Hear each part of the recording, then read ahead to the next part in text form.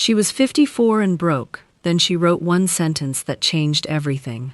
Florence Scovel Shinn taught the power of the written and spoken word to completely turn a life around, no matter how late or how desperate things seem.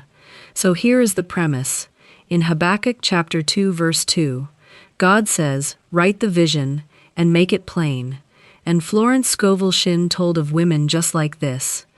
A woman who was 54 years old and completely broke, out of options and full of fear, until she learned one principle. She wrote down a single sentence, a clear declaration of her supply, and she held to it, and slowly, then all at once, everything began to change. Because when you write your vision and make it plain, you give it form, you make it definite, you command it into being. And the sentence she wrote is one you can write too. I am the rich child of a loving Father. My every need is met in abundance. My word is my wand.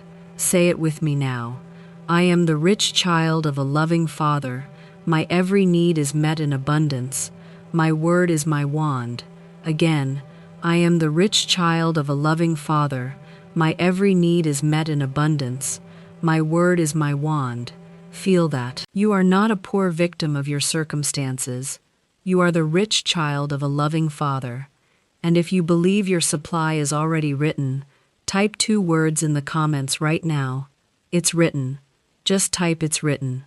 And before we begin, if this teaching speaks to you, I have a second channel called Divine Manifestation, where I go even deeper into this work. Go subscribe to Divine Manifestation. The link is in the description. Now let me give you the first key, which is why writing it down changes everything, because this is the heart of what turned her life around. Florence Scovel Shinn taught, and Scripture confirms, that there is power in writing the vision and making it plain. When a desire stays a vague wish floating in your mind, it has no form, no power, it drifts. But the moment you write it down as a clear, definite statement, something shifts. You have given it shape, you have declared it, you have made it real to your own mind. The woman who was 54 and broke did not just hope for more money. She wrote a specific sentence declaring her supply, and by writing it, she made it definite. She committed to it, and she gave her subconscious a clear command to work toward. This is why writing works when vague wishing does not. The written word is a decree. It is you taking your desire out of the fog of maybe and setting it down as a definite thing. So you do not just think about your good. You write it. You make it plain. And in making it plain, you begin to make it real. And there is something almost magical about the act of writing itself. When you speak a wish, it vanishes into the air. But when you write it down, it becomes a thing you can see, a commitment, a declaration standing in front of you, in black and white. Florence Scovel Shinn understood that the written word carries a special power to focus and crystallize intention. This is why she and so many teachers had their students write their affirmations. Not just think them, the writing makes it plain. Exactly as Scripture says, write the vision and make it plain. So the woman putting pen to paper was not a small thing. It was the act that took her desire out of the realm of vague longing and set it down as a definite decree.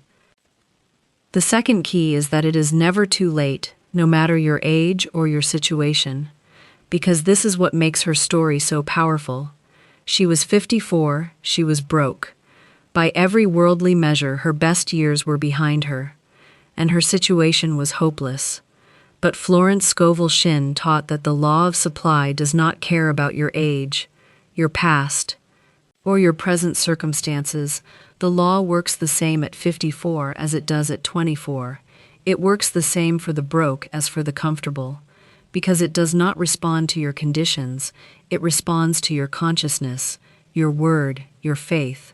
So no matter how late it feels, no matter how many years you feel you have wasted, no matter how dire your finances are right now, none of that is your destiny. Your current conditions are simply the outpicturing of your old consciousness, and the moment you change that consciousness, the moment you begin to declare a new word, your conditions begin to change to match. She proved that 54 and broke was not the end of her story, but the beginning of a new one.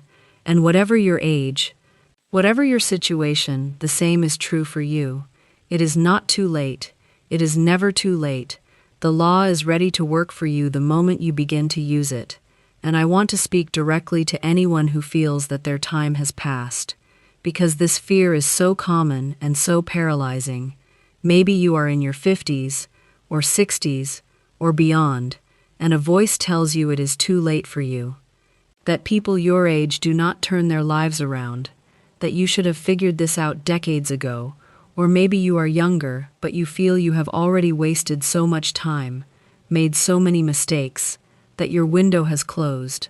Florence Scovel Shinn would tell you that this voice is a lie, that the infinite has no timeline, no retirement age, no expiration date on your good. The same creative law that could transform a life at 25 can transform it just as fully at 55 or 75. Because the law does not read your birth certificate, it reads your consciousness. And consciousness can change at any age, in any moment. The woman who was 54 is proof. She could have told herself it was too late, and resigned herself to a broke old age. But instead she picked up a pen and began, and everything changed. So whatever number you carry, whatever years you feel are behind you, let them go. Your good is not behind you. It is available now, the moment you begin to claim it. The third key is that one sentence beats 100 worries, because notice what she did, and what she did not do. She did not spend her days in 100 scattered anxious thoughts about her lack. Well, she may have started there, but the turning point was when she focused all of that mental energy into one single sentence. Florence Scovel Shinn taught that the scattered, worried mind is powerless, that it churns and spins and creates nothing but more of what it fears. But a single, focused declaration, held with faith, has tremendous power. Think of the difference between 100 tiny scattered thoughts of lack, each one weak but together keeping you trapped, and one clear sentence of supply. Focused, repeated, driven deep, like a single nail hammered again and again into the same spot until it holds. The woman stopped scattering her energy across 100 worries and gathered it into one sentence. And that focus is what gave her word its power, so you do the same. Instead of letting your mind run wild with countless fears about money, you gather all that energy and pour it into one clear sentence of your supply, and you hold to that one sentence, because one focused declaration will always beat 100 scattered worries. And let me give you a picture of the two states. Imagine a mind full of 100 anxious money thoughts. How will I pay this? What if I lose that? I cannot afford this. What will happen to me? Each thought a little spark of fear, and together they create a storm of lack, a chaos that produces nothing but more fear and more lack. That is where most people live. Now imagine instead a mind that has taken all that energy and focused it into one calm, clear, powerful sentence. I am the rich child of a loving Father. My every need is met in abundance. Repeated with quiet conviction, again and again, all that scattered energy now gathered and aimed in one direction. Florence Scovel Shinn taught that concentration is power, that the focused mind accomplishes what the scattered mind cannot. It is the difference between 100 dim sparks that light nothing and a single concentrated beam that cuts through. The woman made this shift. She stopped feeding the 100 worries and started feeding the one sentence. And that concentration of her mental and emotional energy into a single declaration is a large part of why it worked. So you must make the same shift. Catch yourself scattering into worry, and gather yourself back into your one sentence, again and again, until that sentence, not the worry, becomes the dominant thing in your mind. The fourth key is what your sentence must actually contain, because not just any words will do. The sentence must be built correctly to carry power. Florence Scovel Shinn taught several things about how to form your word. First, it must be in the present tense, not I will be provided, but I am provided, claiming it as already true, now. Second, it should claim your identity. Notice her sentence, I am the rich child of a loving father. She did not just ask for money, she claimed who she truly was, a rich child of God. Because when you change your sense of identity, your conditions must follow. Third, it should carry feeling. It is not enough to write dry words. You must feel the truth of them. Feel what it is to be the rich child of a loving father, fully provided for. And fourth, it should be simple and clear enough to remember and repeat. So when you write your own sentence, you build it this way. Present tense, claiming your identity as God's abundant child, felt is already true. Simple enough to hold in your heart, and you can use her very words. I am the rich child of a loving father. My every need is met in abundance. Or write your own on the same pattern, but build it right. Because a well-formed sentence, declared with faith, is a powerful creative act. And let me expand on each of these, because getting the sentence right matters enormously. Take the present tense first. This trips up almost everyone. Our instinct when we want something is to phrase it as a future wish. I want more money. I need my situation to improve. I hope things get better. But every one of those keeps your good in the future, out of reach, forever coming but never here. The woman did not write, I hope to be provided for someday. She wrote, I am the rich child of a loving father, present tense, already so. And this is crucial, because the subconscious mind, which shapes your world, only knows the present. It takes whatever you declare as true right now and works to make it your reality. So you must claim your good as already yours. Now, take the identity piece next. This is the deepest part. Most people try to get money while still seeing themselves as a poor person who lacks it. But that is a contradiction the law cannot resolve. The woman's genius was that she did not merely claim money, she claimed a new identity. The rich child of a loving father. She changed who she was being, and when you change your identity at that level, your whole world reorganizes to match the new self.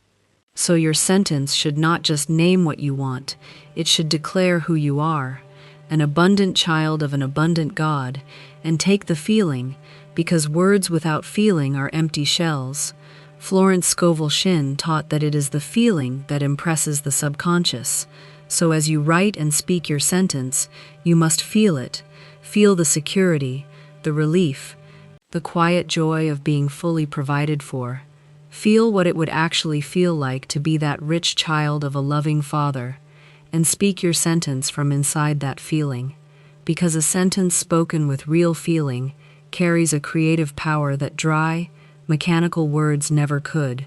And let me warn you about a few ways people get the sentence wrong, so you can avoid them. Some people make their sentence a plea, please God send me money, but a plea comes from lack and reinforces lack. Your sentence is a declaration, not a request. Some people fill it with doubt qualifiers. I hope this works, maybe I can, but those cancel the power. Your sentence is stated as certain truth. Some people make it about someone else changing, or about a specific person giving them money, but you claim your supply from the infinite source, not from a particular outlet. And some people make it so long and complicated, they can never remember or feel it. Keep it simple, one clear sentence you can carry in your heart and speak in an instant. The woman's sentence was clean and powerful. I am the rich child of a loving father. My every need is met in abundance. Notice it breaks none of these rules. It is a declaration, not a plea, certain, not doubtful, claiming the infinite source, and simple enough to live with. So build yours the same way, and if you are ever unsure, use hers. The fifth key is that she did not write it once, she lived it through persistence, because here is what most people miss. They want to write one sentence one time and have their whole life transformed by morning, but that is not what she did. Florence Scovel Shinn taught that persistence is essential, that we must hold to our word steadily, especially when the outer conditions have not yet changed. The woman who was 54 and broke did not see her bank account transform the instant she wrote her sentence. She had to hold to it, day after day, speaking it, believing it, even while her circumstances still screamed lack. And this is the test that most people fail. When they declare they're good, but then look at the unchanged appearances and give up. But she persisted. She kept declaring her sentence, kept feeling its truth, kept refusing to let the appearances talk her out of it, and because she persisted, the tide eventually turned. So you must do the same. You write your sentence, and then you hold to it with persistence. You keep speaking it even when nothing seems to be happening. You refuse to be moved by appearances, because it is the persistent, unwavering word that finally breaks through and reshapes your world.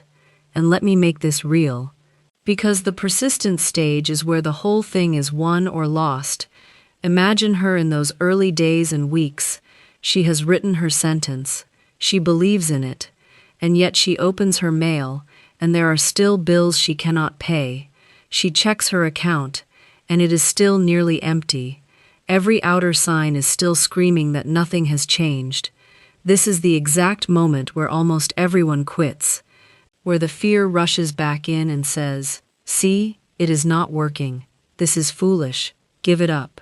But Florence Scovel Shinn taught that this is precisely the moment to hold firm, that the appearances are the last thing to change, that the outer world is always slower than the inner word.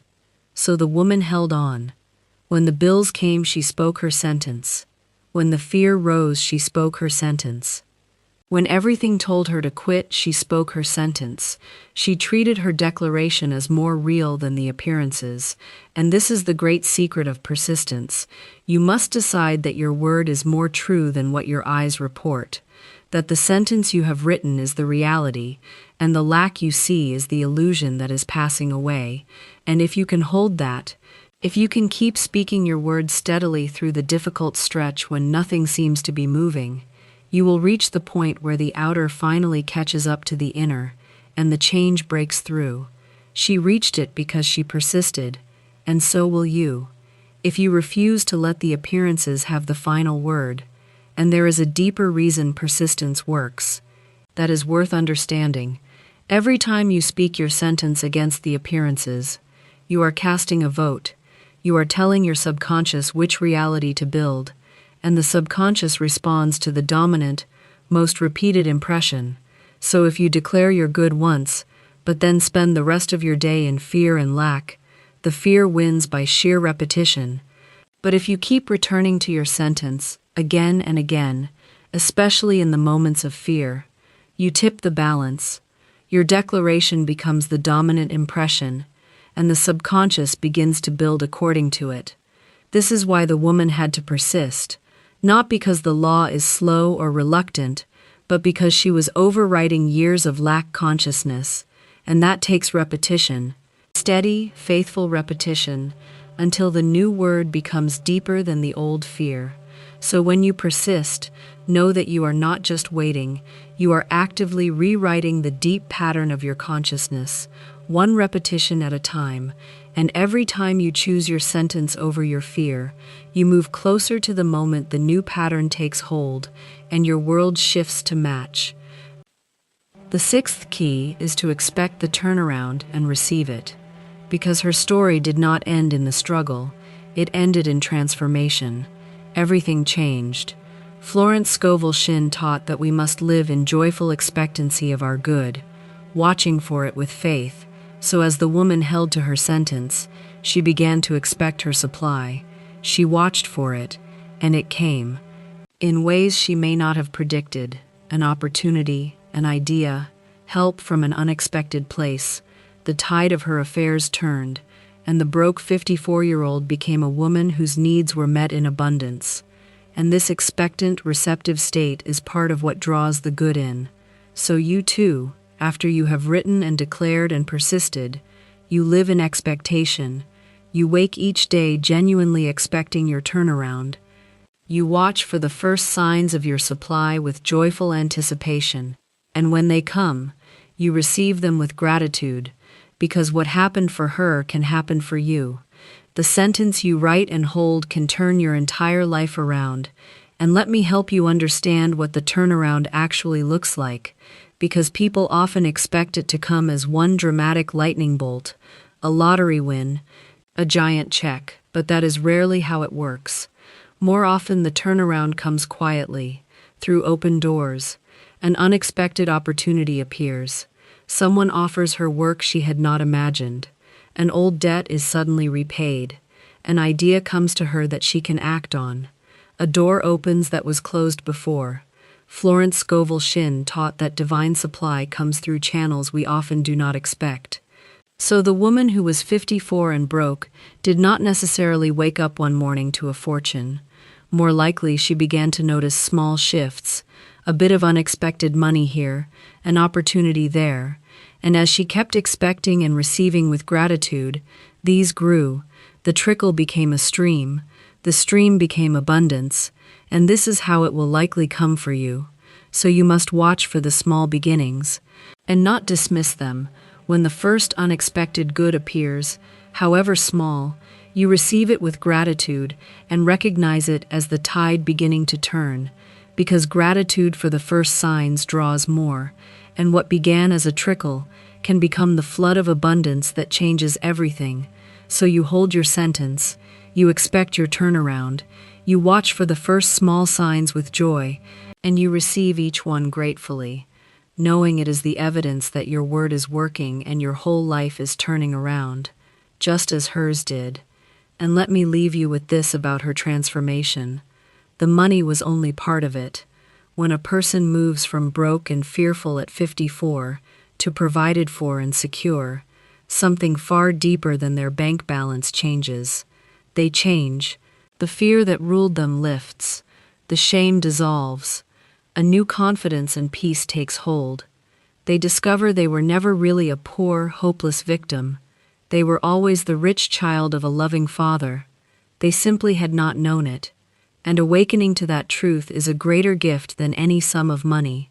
Florence Scovel Shinn taught that this awakening to our true identity as the beloved, provided for children of God, is the real transformation, and the supply that follows is simply the natural outer expression of that inner truth. So as you write and hold your sentence, know that you are not only changing your finances, you are awakening to who you have always truly been, and that is a change that reaches into every corner of your life. Here is the whole picture. A woman who was 54 and broke wrote one sentence declaring her supply, held to it, and changed everything. And you can do the same, because writing your vision and making it plain gives it power. Because it is never too late, no matter your age or situation. Because one focused sentence beats 100 scattered worries. You build your sentence in the present tense, claiming your identity as God's abundant child. You hold to it with persistence against all appearances, and you expect and receive your turnaround. This is how one sentence can change everything. And if you want to go deeper into this work, remember I have a second channel called Divine Manifestation, where I share more teachings like this one to help you transform your life. Go subscribe to Divine Manifestation. The link is in the description. So speak the sentence with me one final time before you go. I am the rich child of a loving Father. My every need is met in abundance. My word is my wand. Hold that. And today, write your sentence, make it plain, and begin to change everything.